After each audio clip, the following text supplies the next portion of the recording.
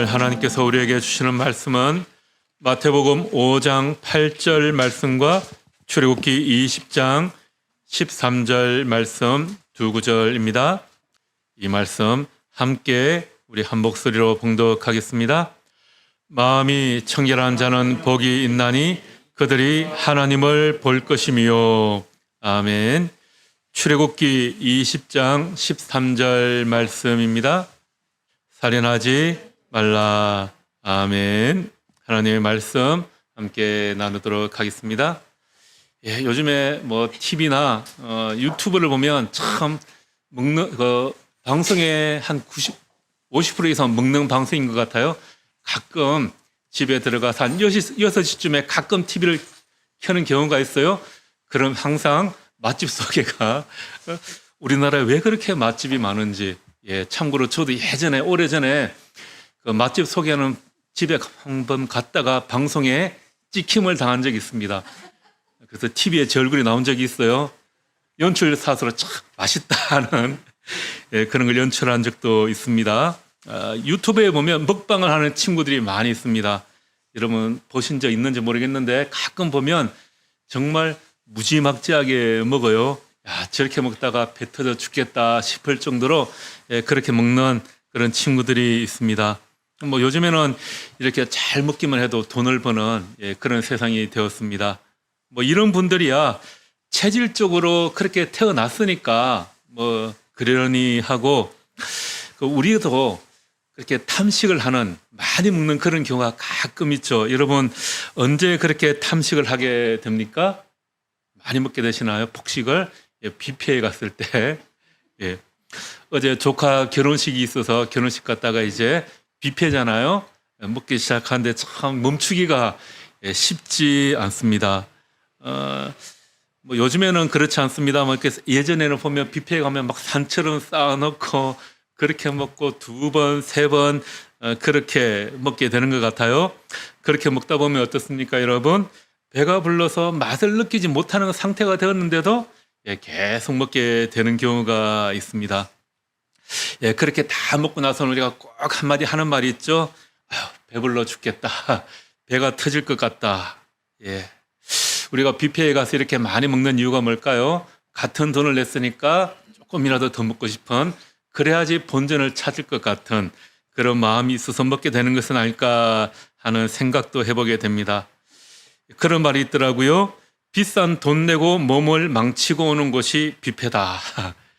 뷔페에 가면 이 사람의 이성이 잠시 상실하게 되는 그런 것 같습니다. 자, 이렇게 한쪽에서는 배가 터질 때까지 먹는 사람들이 있는데 또 세계 한쪽에서는 지금도 가뭄과 기근으로 인해서 수억 명이 고통을 받고 있다고 그러죠. 또 영양실조로 죽어가는 아이들이 매년 수백만 명이라고 합니다. 어떻게 보면 이 현대인의 이런 탐식 때문에 생기는 문제가 이러한 원인 중에 하나가 아닐까, 그런 생각을 해보게 됩니다. 알코올 중독도 이런 탐식의 일종이라고 합니다. 여러분, 이렇게 탐식, 알코올 중독은요, 자기 자신을, 몸과 마음을 파괴하는 것이고요, 넓게는 주변, 더 크게는 이 세상을 파괴하는 그런 하나의 원인이 되기도 합니다. 탐식이 고대 교회로부터 죄가 되는 7가지 대죄 가운데 하나라고 하는데, 그렇게 죄가 되는 이유 가운데 하나는 우리의 생명을 위협하기 때문인 것 같습니다. 탐식은 우리들의 몸에 흡수되는 물질을 남용하는 것이고요, 우리 몸 자체를 어떻게 보면 학대하는 것이기도 하기 때문입니다. 우리 생명의 본질을 학대하는 것이에요. 탐식은 이렇게 생명에 대한 경솔한 자세를 취하는 것입니다. 탐식은 신체적, 정신적인 손상을 가져오게 되는 거죠. 앞에서도 말씀드렸지만 우리가 배가 부를 때마다 늘 하는 말이 있지 않습니까? 배가 불러 죽을 것 같다, 배가 터질 것 같다. 탐식, 술 중독은 이렇게 음식을 음미하는 것이 아니라 다만 먹어 치우는 것이기 때문입니다.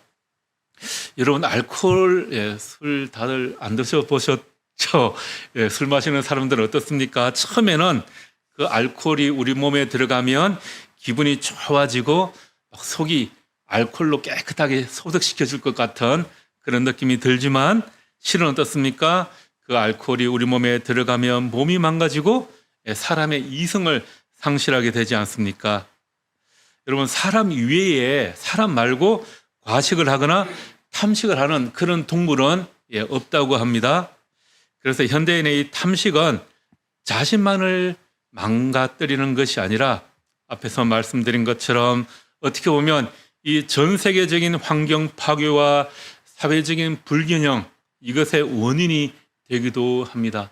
요즘에 사람들이 맛있는 것을 찾다 보니까 맛있는 커피를 생산하기 위해서 여러분 커피 농장이 얼마나 많이 생성되고 또 아보카도 농장 얼마나 많이 만들어지고 있습니까? 이러한 것들이 환경 파괴의 주 원인 중에 하나라고도 하더라고요. 여러분, 탐식의 근본 원인은 뭘까요? 그러면 이 탐식은 미래의 결핍에 대한 공포 때문에 나타난다고 합니다. 나중에 가면 맛있는 음식이 없어질 것 같으니까 뷔페에 가서 내가 맛있는 음식을 먹고 돌아오면 내가 더 먹고 싶은 이 음식이 없어지지는 않을까 하는 불안감 때문에 한번 갔을 때 산더미처럼 맛있는 음식을 쌓아서 오게 되는 거죠. 그러니까 지금 충분한 것보다 더 많은 필요를 요구하는 그런 욕구에서 이 탐식이 생겼다고 합니다. 여러분, 이스라엘 백성이 광야를 지날 때 먹을 것이 없자 어떻게 했습니까? 하나님께서 이스라엘 백성들에게 매일매일 먹을 만나라는 음식을 내려주셨습니다. 그러면서 뭐라고 하셨죠? 아침에 나가서 하루 먹을 만나만 챙겨서 오거라 하셨어요. 그런데 사람들은 불안이 생겼습니다. 아니, 오늘은 하나님께서 이렇게 만나를 내려주셨는데 내일 아침에 나갔을 때 이 만나가 없으면 어떡하지? 그래서 처음에 사람들이 어떻게 했죠? 이틀치, 사흘치 막 많이 가져와서 쟁여두었습니다. 그런데 다음날 아침이 되었을 때 어떻게 되었습니까? 전날 챙겨온 그 만나가 다 썩어 먹을 수가 없게 되었습니다. 여러분, 탐식이라는 것은 이러한 미래에 대한 불신에서 오는 현재의 불안감이라는 거죠. 이것을 신앙적으로 생각해 보면 무엇입니까? 하나님에 대한 불신에서 오는 불안감입니다. 우리가 그렇죠. 경제 위기, 또 재난, 전쟁, 미래에 대한 그런 불신 때문에 우리에게 많은 불안들이 찾아옵니다. 미래에 대한 기대, 하나님에 대한 소망이 없기 때문에 이런 불안감이 찾아오는 거죠. 미래에 대한 하나님께 소망하는 것이 사라지는 겁니다.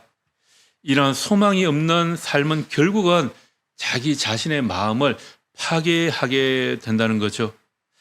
자기 육체를 파괴하고요, 자기 마음을 파괴하게 됩니다. 이러한 미래에 대한 불신이 있기 때문에 현재 불안감이 있고, 이러한 불안감은 결국은 탐식과 알코올 중독 같은 그런 현상을 가져오게 된다라는 거죠. 자, 그러면 우리가 미래에 대한 그런 소망이 없고 미래에 대한 불안감 때문에 우리에게 찾아오는 이 현재 불안감, 이것을 없앨 수 있는 방법이 무엇일까? 오늘 팔복의 6번째 말씀인 마음이 청결한 사람들에게 주는 이 복을 통해서 우리 안에 있는 이런 불안감을 없앨 수 있는 그 은혜를 함께 나누고자 합니다. 오늘 이건 말씀, 마음이 청결한 자는 복이 있나니 그들이 하나님을 볼 것이며, 세번역 성경에서는 이 부분을 이렇게 번역하고 있습니다. 마음이 깨끗한 사람은 복이 있다. 그들이 하나님을 볼 것이다. 여러분, 팔복의 6번째 복은 우리가 마음에 있어서 깨끗해야 한다, 마음이 청결해야 한다라고 그렇게 말씀하고 있습니다. 우리가 겉으로 드러나는 이 외모의 깨끗함이 아니라 우리의 마음이 깨끗해야 한다. 주님께서는 이렇게 말씀하십니다. 성경에서 말하는 이 인간의 마음은 전 인격의 중심을 이야기하는 겁니다. 그 사람의 정신, 의지, 생각, 이 모든 것을 다 내포하는 것을 마음, 이렇게 표현하는 거죠. 마음이 청결하다라는 것을 알기 위해서는 이 청결이라는 단어의 의미를 우리가 먼저 좀 생각을 해 보아야 할 것 같아요. 예, 개역 개정 성경에서는 마음이 청결한 자라고 했고요. 세번역 성경에서는 마음이 깨끗한 사람 이렇게 했는데, 자, 깨끗하다, 청결하다라는 단어가 성경에서는 두 가지 의미로 주로 사용되고 있습니다. 첫 번째로 이 청결하다라는 것은요, 씻어내다라는 그런 의미가 담겨 있어요. 청결이라는 단어의 헬라어는 카타로스라고 하는데요, 고대 헬라어라고 합니다. 이 단어는 때가 묻어서 더러워진 옷, 이것과 비교되는 아주 깨끗한 옷, 아주 깨끗하게 빨래가 되어 있는 그런 상태의 옷을 묘사하는 단어라고 합니다. 또 이것은요, 아무런 흠도 없이 또 아무런 이물질이 섞이지 않은 아주 순수한 상태, 그런 상태를 묘사하는 단어라고 합니다.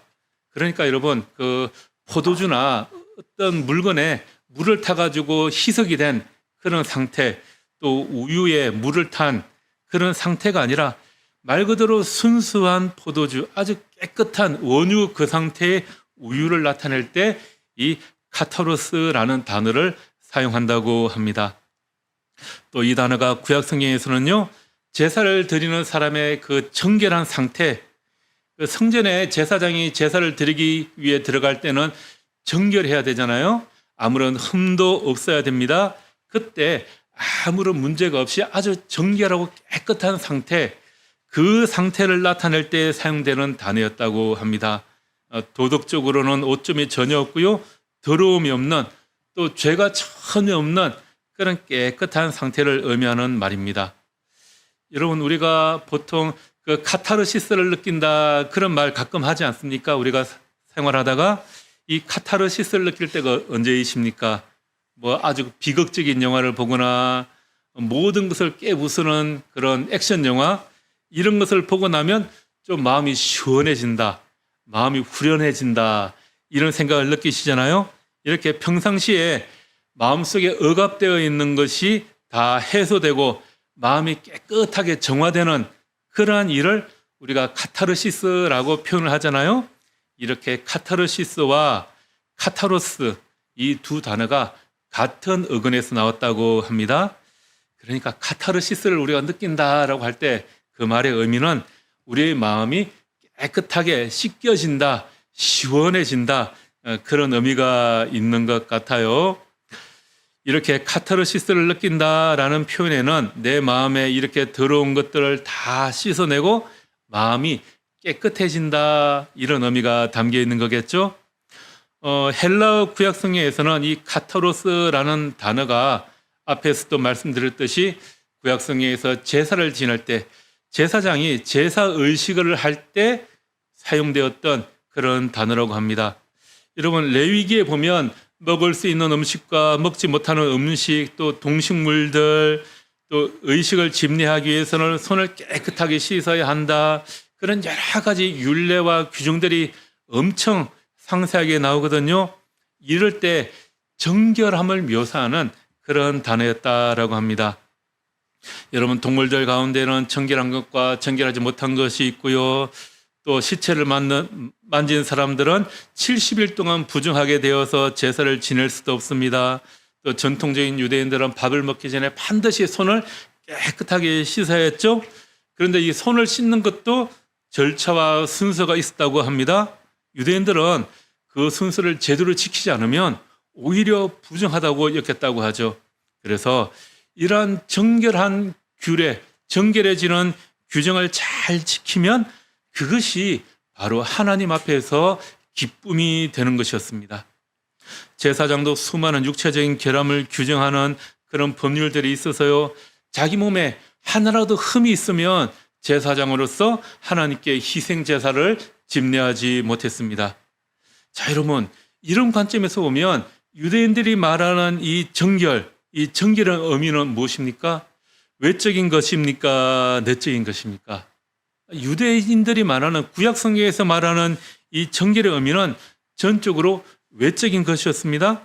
마음이 어떻든 겉으로 드러나는 이 모습만 정결하면 괜찮다, 그런 것이었어요. 그런데 이런 시대에 주님께서는 이렇게 말씀하시는 거죠.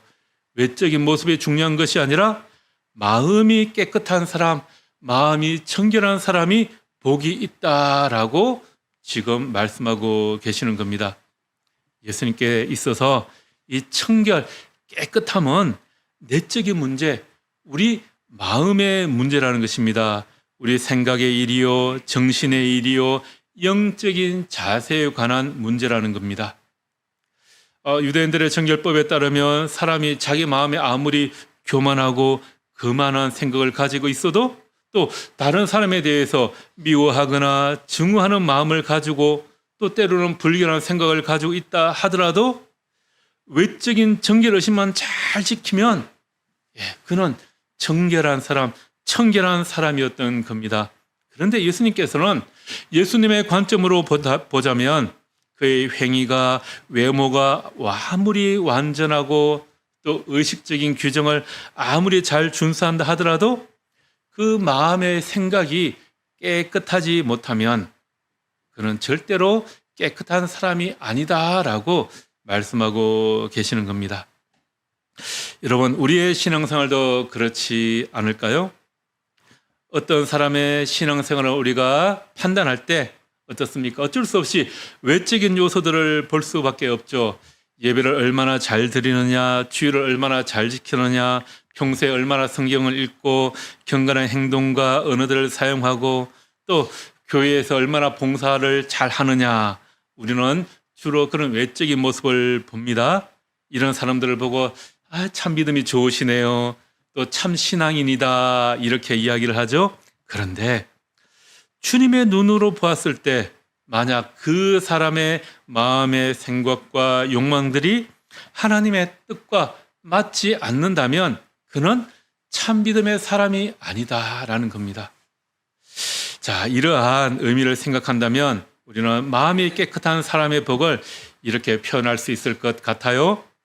그의 생각과 동기에 아무런 이물질, 불순물이 섞이지 않은 사람, 그의 생각과 마음의 동기가 깨끗한 사람은 복이 있습니다. 이렇게 표현할 수 있을 것 같습니다.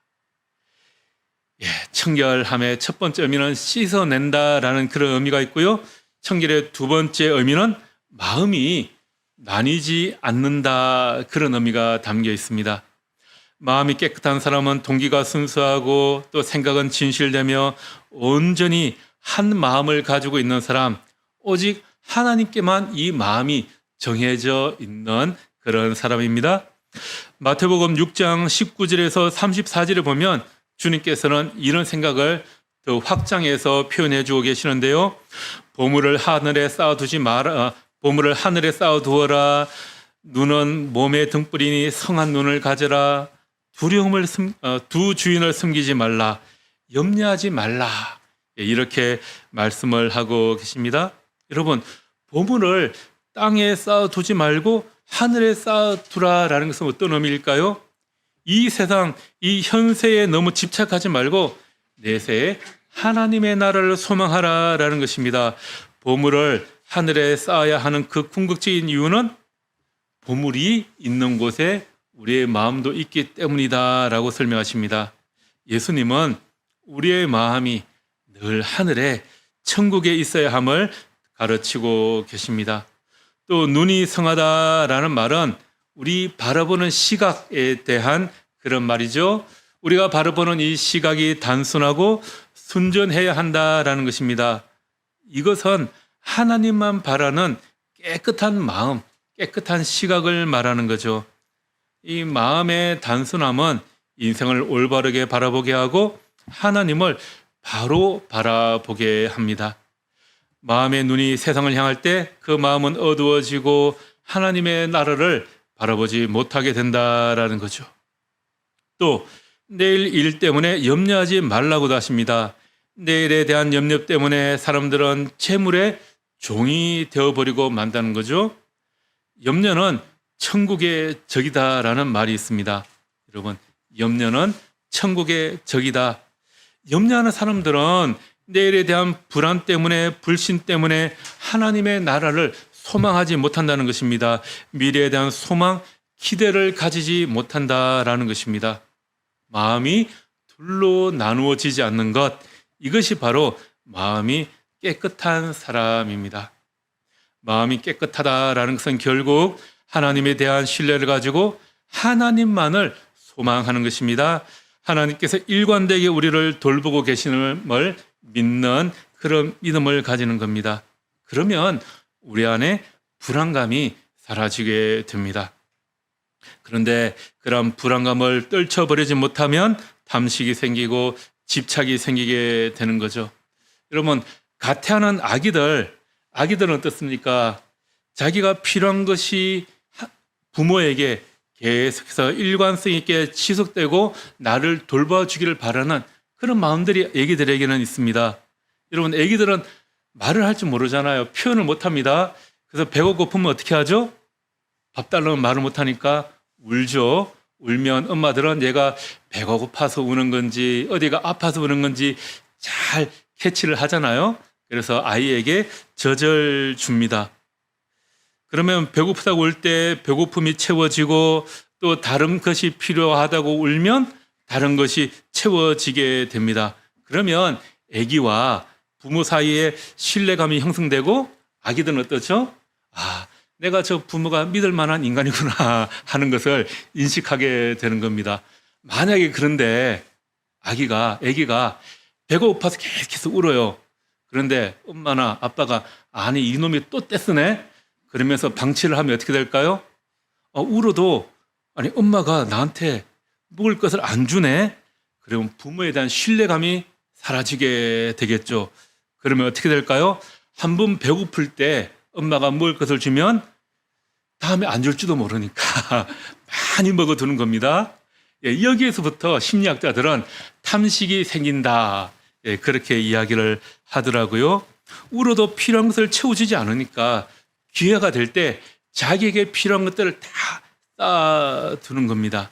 그런데 아기가 울 때 자기를 돌봐주고 자기 이름을 불러주는 그 부모가 바로 옆에서 얼굴을 마주 대하고 이 자기의 이름을 불러준다.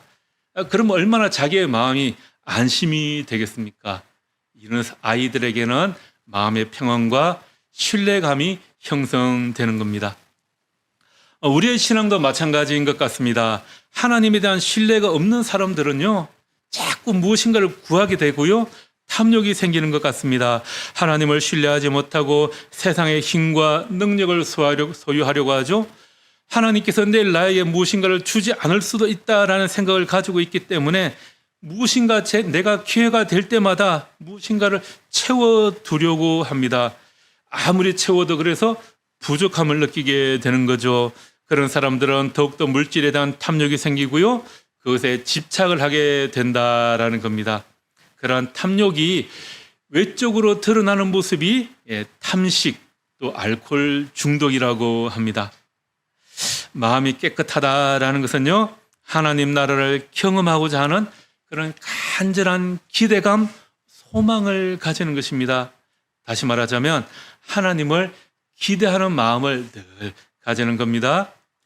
자신의 몸도 가누지 못하는 아이들은 어떻습니까? 전적으로 자신을 돌봐주는 부모에게 의지하고 신뢰하고 기대할 수밖에 없습니다. 아이들에게 이렇게 신뢰라는 것은 부모가 나에게 언제든지 무엇인가를 공급해 줄 것이라는 그런 기대하는 마음을 가지는 것입니다. 마찬가지로 마음이 깨끗한 사람, 그런 사람들은요, 하나님에 대해 이렇게 늘 기대하는 마음을 가지고 있습니다.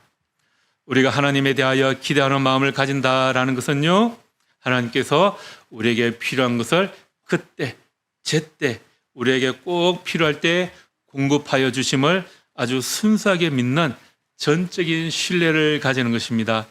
우리가 하나님의 도움을 필요로 할 때 하나님께서 우리와 늘 함께 하신다는 것을 신뢰한다면 지금 현재 이 어려움과 불안함을 극복해 낼 수가 있는 겁니다. 마음이 깨끗한 사람은 하나님만을 바라보는 사람입니다. 하나님을 바라본다는 것은 하나님의 임재를 늘 경험한다는 것이겠죠. 이렇게 깨끗한 마음으로 하나님을 순수하게 기대하면 나와 늘 함께 하시는 하나님을 경험하게 됩니다. 이렇게 마음이 깨끗한 사람은 마음이 둘로 나누어지지 않아서 불안이 사라지게 됩니다. 반면에 마음이 깨끗하지 못하면 마음이 둘로 나뉘어진 사람은 하나님을 온전히 신뢰하지 못하기 때문에 마음이 늘 불안해지고 세상의 힘과 능력을 소유하려는 그런 욕망을 가지게 됩니다. 이것이 탐식으로 드러나게 되면 자신의 몸도 망치게 되고요, 자신의 영혼도 망치게 되는 것입니다. 탐식은 자기도 모르게 사실은 서서히 자신의 모든 것을 파괴해버리고 맙니다. 여러분, 탐식을 가진 사람들은 어떻습니까? 비만과 고혈압, 당뇨, 심근경색, 고지혈증 이런 것을 늘 달고 병의 근원이 되지 않겠습니까? 여러분, 단순히 음식을 좋아하는 것과 탐식을 조금 다른 것 같아요. 실제로 먹고 마시는 것을 우선시하는 사람들의 모습을 보면 어떻습니까? 그 가장 큰 가치를 먹는 것, 마시는 것에 두기 때문에 자기는 인정하지 않을지 모르겠지만 실제적으로 그런 사람들의 삶을 바라보면요, 하나님, 하나님의 나라, 하나님의 의에 대하여 그리고 교회와 이웃동보다도 자기를 먼저 생각합니다. 자기와 같이, 자기의 가치, 자기의 문제에 먼저 관심을 가지기 때문에 세상사에 별 관심을 가지지 못해요. 탐식하는 사람들을 가만히 보면 신령한 것은 희생하더라도 기어이 자기 입에 무엇인가를 넣고 그것을 통해서 낙을 누리고 보상을 받고자 하기 때문입니다. 이러한 성격이 있기 때문에 이 탐식을 교회에서 7가지 죽음에 이르는 죄 가운데 하나로 그렇게 보았던 것 같습니다. 여러분, 지금 우리나라에서도 그런 모습을 보고 있지 않습니까? 알코올과 먹는 것을 너무 좋아하는 것 때문에 국정을 돌보지 않는 그런 한 분이 계시지 않습니까? 이게 우리 현실에 자기만 망치는 것이 아니라 나라 전체를 망치는 그런 놀라운 일들이 일어나는 것을 우리가 지금 바라보고 있는 겁니다.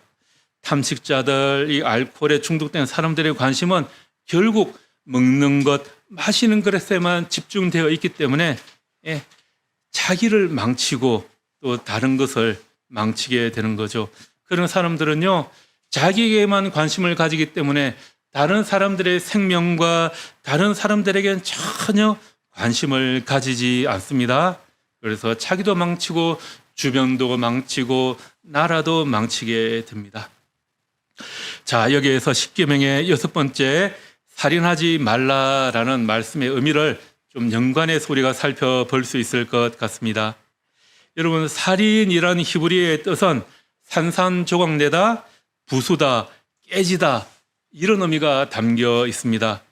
그러니까 살인하지 말라라는 것은요, 단순히 사람을 죽이지 말라라는 것뿐만이 아니라 하나님의 형상으로 지음받은 존재, 이 모든 존재, 세상, 그 생명이 부서지는 것을, 망가지는 것을 하지 말라라는 것입니다.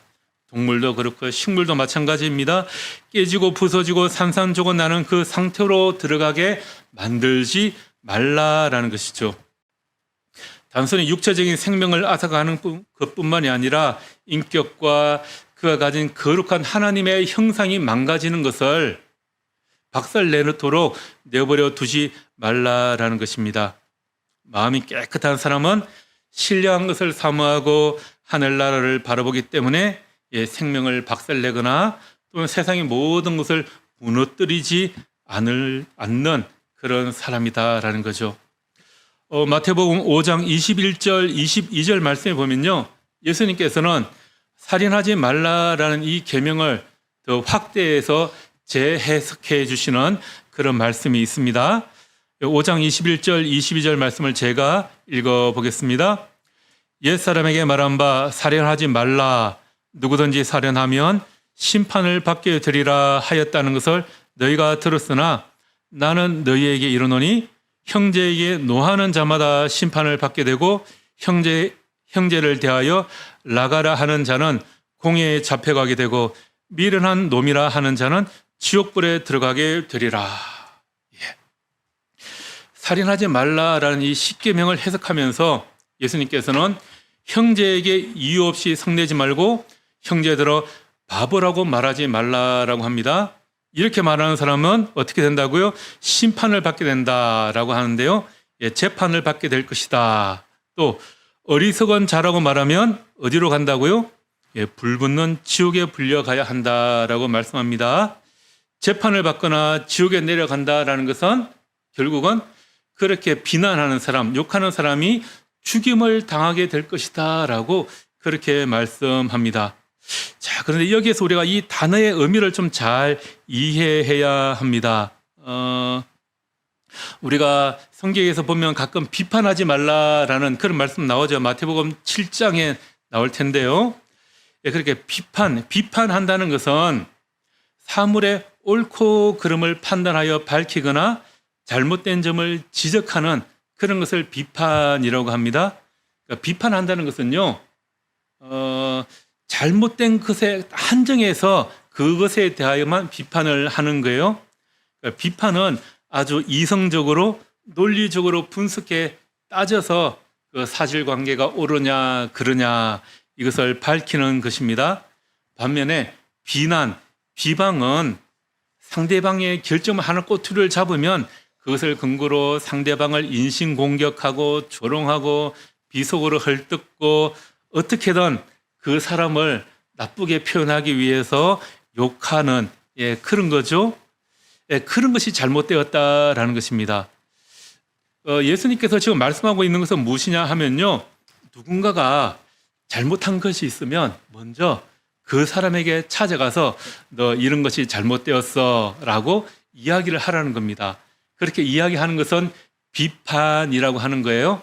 그런데 먼저 가서 이야기하지 않고 그 사람이 꼬투리 하나 잡아가지고 막 뒤에 말로 다른 사람들에게 그 사람을 죽일 놈, 살릴 놈 이렇게 욕하고 비난하지 말라는 거예요.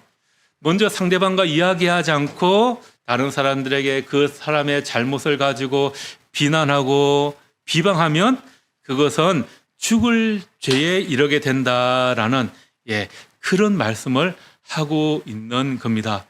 마태복음 7장 1절에 보면 개역개정 성경에서는 비판을 받지 않으려거든 비판하지 말라라는 그런 말씀이 있어요. 그래서 우리가 흔히 교회에서 이 말씀을 근거로 다른 사람을 비판하지 말라 그런 말 많이 하거든요. 그런데 여기서 비판하지 말라라는 이 번역을 조금 잘못한 것 같습니다. 여기서 말한 이 비판이라는 단어는요, 비판이 아니라 심판하지 말라, 비난하지 말라 그런 말이 맞는 것 같아요.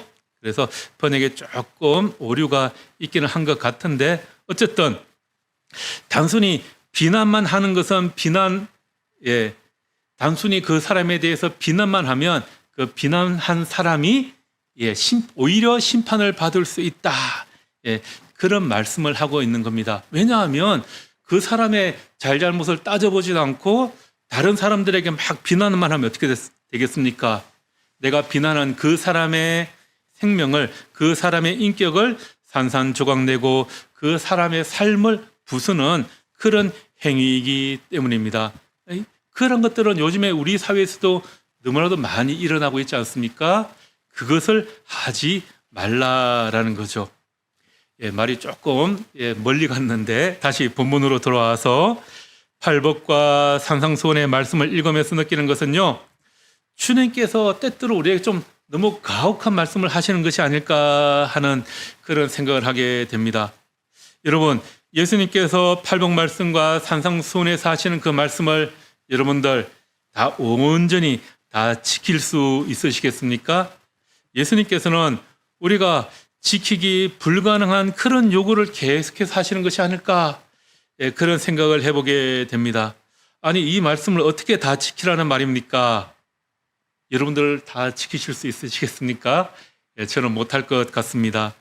그런데도 주님께서는 그 말씀을 계속해서 우리에게 하십니다. 형제에게 노하거나 욕을 하는 자는 지옥불에 들어가게 될 것이다. 이렇게 말씀하십니다. 마음으로 음욕을 품는 자는 이미 간음하였다라고까지 말씀하십니다. 러시아의 위대한 작가인 톨스토이는 이러한 주님의 말씀을 진짜 따르기 위해서 철저하게 금욕적인 생활을 하며 글을 썼다고 합니다. 톨스토이는 대지주의 아들이었죠. 그래서 아주 많은 땅을 가지고 있었습니다.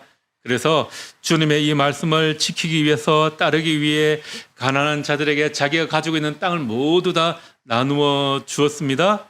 그리고 주님의 말씀을 따르기 위해서 자신의 종들에게 이 재산을 다 나누어 주고 자신은 농부의 옷을 입고 다녔습니다.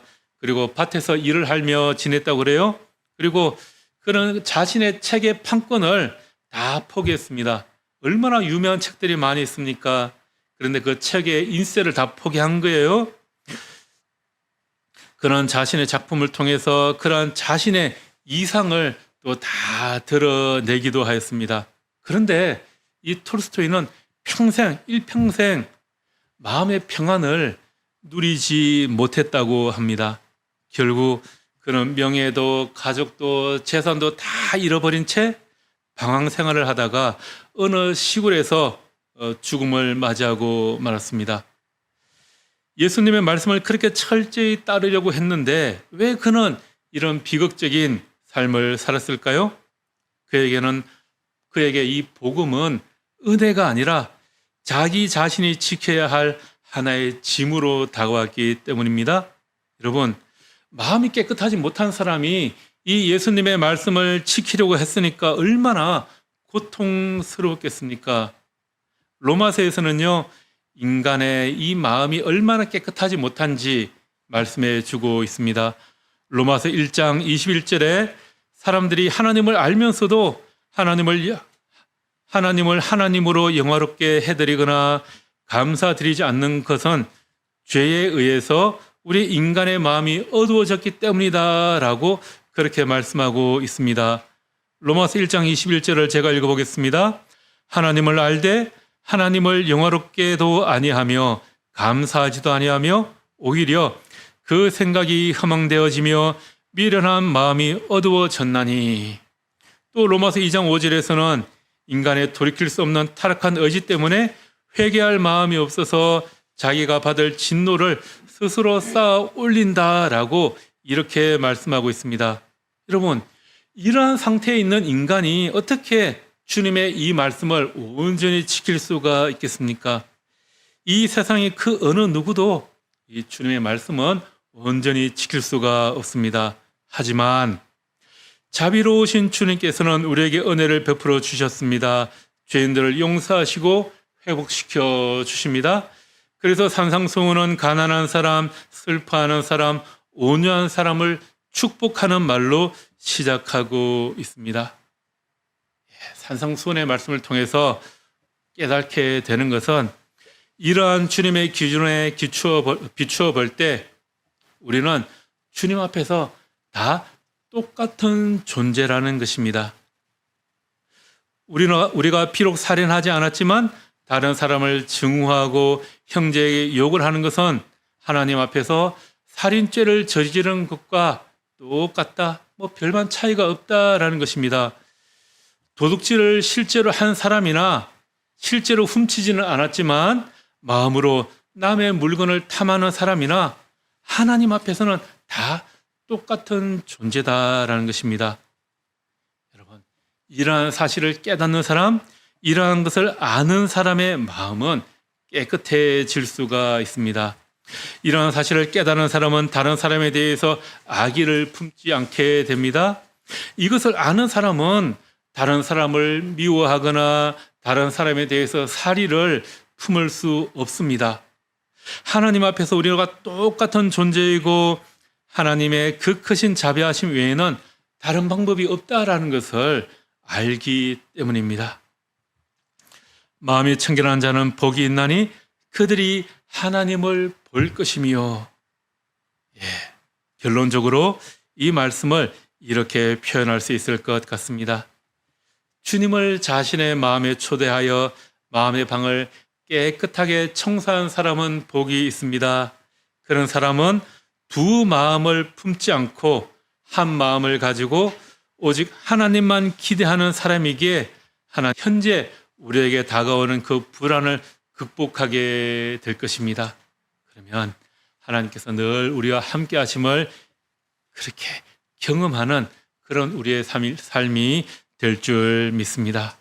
이번 한 주간 그렇게 하나님을 온전히 신뢰하는 깨끗한 마음으로 살아가는 한 주간이 되기를 주님의 이름으로 축복하며 기도합니다.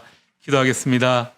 주님, 불안한 사회와 또 전쟁과 기후 위기로 인해 미래에 대한 불안과 불신이 나날이 커지고 있습니다. 주님, 이러한 때 깨끗한 마음으로 하나님을 기대하게 하여 주시옵소서. 그리하여 하나님과 얼굴을 마주하는 천국의 소망을 가지게 하여 주옵소서. 우리가 필요로 할 때 언제나 우리와 함께 하시며 우리를 도우시는 하나님을 기대합니다. 그 믿음으로 우리에게 다가오는 불안을 극복하는 믿음의 삶을 살게 하여 주옵소서. 예수님 이름으로 기도드립니다. 아멘.